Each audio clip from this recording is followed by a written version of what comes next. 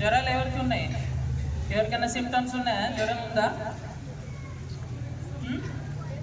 ఇప్పుడు వర్షాకాలం rainy season ఇప్పుడు కాబట్టి కొద్దిగా దోమలతో చాలా జాగ్రత్త పడాల్సి ఉంటుంది, అవునా?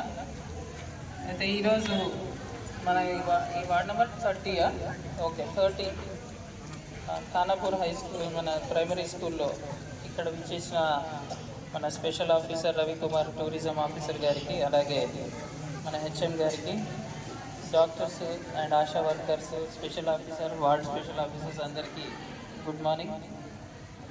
పిల్లలు కొన్ని విషయాలు ఈ క్లెన్లీనెస్, ఇప్పుడు స్వచ్ఛదనం పచ్చదనం అనే మనం ఈ వీక్ జరుపుకుంటున్నాం, ఈ వారం అంతా.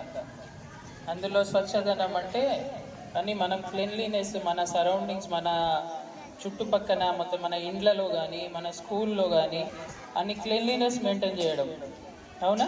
సో పరిశుభ్రత ఎలా చేయాలో దానికి మనము మనం ఇంట్లో ఎట్లా నీట్గా పరిశుభ్రంగా మన వస్తువులు మన పరిసరాలు పెట్టుకుంటామో, అలాగే స్కూల్లో కూడా అదే పద్ధతిలో మనం అందరము స్టూడెంట్స్ అందరం చేయాల్సిన బాధ్యత మనందరం మీద ఉంది.